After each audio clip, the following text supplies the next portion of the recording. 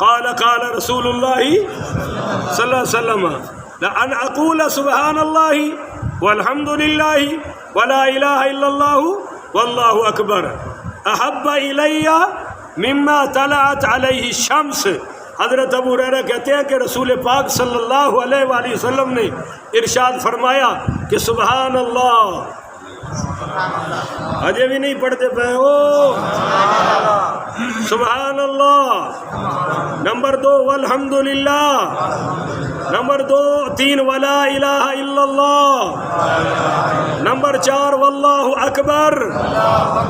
تو حضور فرماتے ہیں میرے نزدیک دنیا کے تمام اذکار سے زیادہ پسندیدہ ہے یہ اللہ اکبر کبیرہ. ان سمرۃ بن جندب قال قال رسول اللہ صلی اللہ علیہ وسلم احب الکلام الی اللہ اربع. کہ حضور پاک صلی اللہ علیہ وسلم فرماتے ہیں کہ اللہ تعالیٰ کے نزدیک پسندیدہ کلام 4 ہیں. سبحان اللہ والحمد للہ ولا الہ الا اللہ واللہ اکبر. یہ چاروں کلمے اللہ کو سب سے زیادہ پسند ہیں. ایک حدیث اور سن لیں بھائی. ان عبداللہ ابن الصامت ان ابی ذر قال قال رسول اللہ صلی اللہ علیہ وسلم الا اخبرک بأحب الکلام الی اللہ. آپ صلی اللہ علیہ وسلم نے فرمایا، عبداللہ بن صامت روایت کرتے ہیں کہ ابو ذر نے بیان کیا رضی اللہ تعالیٰ عنہ نے کہ حضور پاک صلی اللہ علیہ وسلم نے فرمایا کہ میں تمہیں بارگاہ الہی کا، اللہ کی بارگاہ میں سب سے زیادہ محبوب اور پسندیدہ کلام نہ بتاؤں؟ صحابہ سے پوچھا تو قلت یا رسول اللہ اخبرنی بحب الکلام الی اللہ. یا رسول اللہ وہ کلمات ضرور بتائیں نا جو اللہ کو سب سے زیادہ پسند ہے. تو فقال آپ نے فرمایا ان احب الکلام الی اللہ سبحان اللہ وبحمدہ. اللہ کو جو سب سے زیادہ کلمے پسند ہیں وہ کیا ہے؟ سبحان اللہ وبحمدہ. ان ابن الصامت ان ابی ذر ان رسول سئل.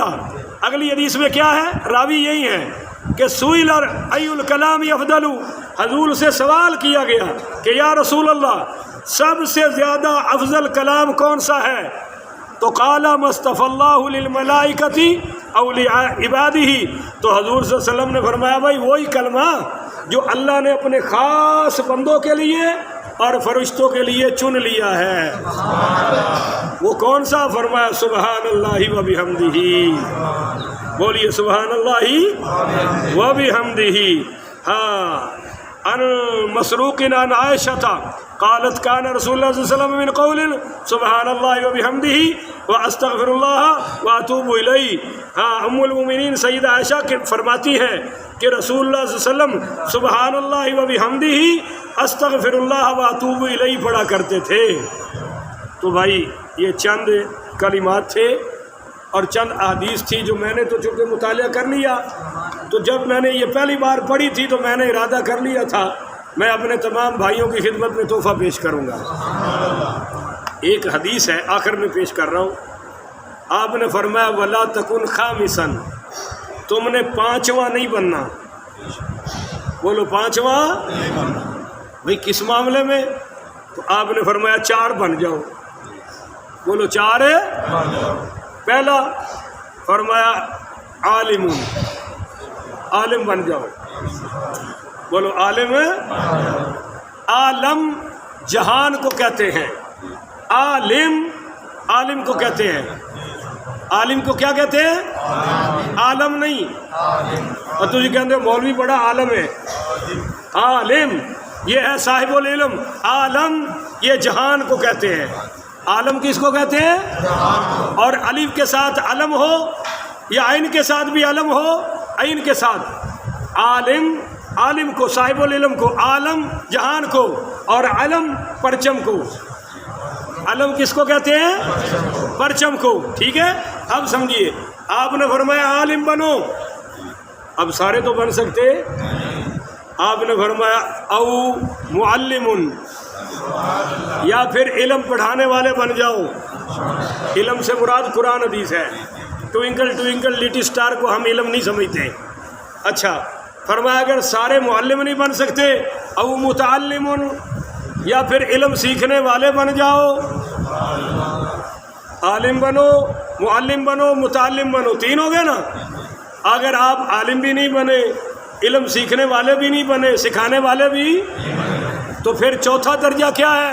فرمایا علماء کی خدمت کرو۔ اس تے ہوں تھوڑے نے آخیا سبحان اللہ، جتھے دینا ہوئے سیانے بڑے ہو، فرمایا علماء کی خدمت کرو۔ بولو علماء کی خدمت کرو۔ پیران نو کنے کدے ہدیے دیندے ہو، کدے مولویاں نو بھی دے چھڑیا کرو۔ اسی کیڑا سین میں جانا ہے؟ جڑے تسی دیو گے انشاءاللہ نیکی والے پاسے ہی لاواں گے۔ آپ فکر نہ کریں، کوئی چوری ڈاکہ نہیں کریں گے۔ حضور نے فرمایا تیرا کھانا جب بھی کھائے متقی کھائے، تو جن کو آپ سمجھتے ہیں نیک ان کو کھلانا بھی چاہیے، پلانا بھی۔ تو آپ نے فرمایا عالم بنو، علم سکھانے والے بنو، سیکھنے والے بنو، اگر نہیں ہو تو علماء کی خدمت کرنے والے بن جاؤ۔ وَلَا تَكُنْ خَامِسًا، پانچواں نہ بننا، عالم کا منکر نہ بننا، علم سکھانے والے کا گستاخ نہ بننا، علم سکھانے والے کا بے ادب نہ بننا، علماء کے خدمتگاروں سے نفرت نہ کرنا، وگرنہ تیری دنیا بھی برباد ہو جائے گی، آخرت بھی برباد ہو جائے گی۔ دنیا میں بھی لعنت برسے گی، بولو آخرت میں بھی۔ یہ فرمایا وَلَا تَكُنْ خَامِسًا، او بھائی پانچواں نہ بننا، بولو پانچواں عالم بنو، علم سکھانے والے بنو، سیکھنے والوں میں شامل ہو جاؤ، یا پھر خدمت والوں میں شامل ہو جاؤ۔ اللہ اس کی توفیق عطا فرمائے۔ پیران نو تو پیسے نہیں آتے، تھوڑے ہدیے جانے نے، تے ادھے مولویاں نو بھی جانے چاہیے نے۔ کیوں جی؟ ادھے مولویاں نو بھی، ہاں انشاءاللہ عالم تو بڑا پیر کوئی نہیں ہوندا، اور پیر دی پہلی صفت بھی عالم ہونا ہے۔ جیڑا بیچارہ عالم نہیں ہے وہ پیر بنن دے قابل بھی، ہاں نیک ہو سکتا ہے، ولی اللہ بہت بڑا ہو سکتا ہے، پر پیر وہی ہے جیڑا عالم ہوئے گا۔ اگر عالم ہی نہیں تو انہوں تو سکھانا کی ہے جی؟ ہاں خود بہت بڑا ولی اللہ ہو سکتا ہے، مگر مرشد وہی بڑھے گا جن دے علم ہوئے گا۔ اور جیڑا عالم ماشاءاللہ نیک ہوئے ان دے علم وچ اللہ دا نور آ جاتا ہے، ان دے علم وچ سرکار دے کلام دا نور آ جاتا ہے، وہ پھر جنگل وچ بھی بہن تے اللہ منگل بنا دینا ہے۔ جتنے ساڈے برے صغیر چ اولیاء نے وہ سب اپنے وقت دے تکڑے عالم سن، بہت بڑے بڑے۔ آپ اندازہ کریں کہ جب خواجہ غریب نواز قبلہ معین الدین چشتی رحمۃ اللہ علیہ کو شیخ عبد القادر جیلانی کعبہ میں ملے اور کہنے لگے کہ میں آپ کو ایک وظیفہ دینا چاہتا ہوں، تو حضرت خواجہ غریب نواز نے فرمایا مجھے آپ کے وظیفے کی ضرورت نہیں ہے۔ کون ہے؟ سبحان اللہ۔ تو حضرت غوث پاک شیخ عبد القادر جیلانی حیران ہو گئے کہ میں دیکھوں تو صحیح اس کے پاس کون سی دولت ہے کہ یہ کہہ رہا مجھے ضرورت ہے نہیں ہے۔ تو پھر غوث پاک فرماتے ہیں میں نے دیکھا تو ڈائریکٹ اللہ کی تجلیات کا ظہور ان پر ہو رہا تھا۔ پھر جب میں نے تحقیق کی کہ یہ فیض ان کو ملا کہاں سے ہے تو پتہ چلا کہ یہ فیض ان کا داتا حضور نے جاری کروایا ہے۔ تو شیخ عبد القادر جیلانی پھر یہاں داتا صاحب کے مزار پر آئے، ایک ہی سفر کیا ہے، اور یہ ہے تھوڑی سبحان اللہ۔ اصل ہوں روز تو بریانی ماشاءاللہ مفت ہی لب رہی ہے، تسی کھا کھا کے چوڑے ہوئے پے ہو بھائی، سب کہو سبحان اللہ۔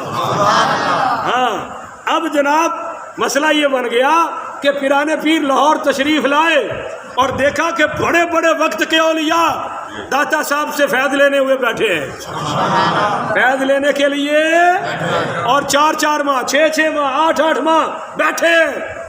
جب غوث پاک گئے اور ابھی 3 دن گزرے تھے کہ داتا صاحب نے سارا فیض عطا فرما دیا، تو پیرانے پیر سیدنا غوث پاک سید عبد القادر جیلانی رحمۃ اللہ علیہ نے عرض کی حضور شکریہ آپ کی مہمان نوازی کا کہ مہمان کو فوری لنگر عطا فرما دیا، یہاں سے فیض لے کر غوث پاک بھی گئے ہیں۔ تو یہ آپ داتا صاحب کی کشف المحجوب شریف پڑھے نا، آپ کو پتہ چلے گا کہ وقت کے سب سے بڑے عالم تھے، بولو وقت کے سب سے بڑے۔ اور آپ پیرانے پیر شیخ عبد القادر جیلانی کی کوئی کتاب پڑھ لے، وہ بھی اپنے وقت کے سب سے بڑے عالم تھے۔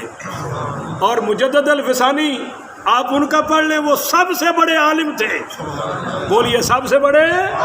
پیر کی یہی شان ہے کہ وہ صاحب العلم ہوگا، اگر علم نہیں تو پیر ہو سکتا، ہاں ولی اللہ ہو سکتا ہے، ولی اللہ ہونے میں کوئی شک ہے، پر پیر نہیں ہوگا، رہنما نہیں ہوگا، مقتدا پیشوا نہیں ہوگا، اس کے لیے شرط ہے عالم ہونا۔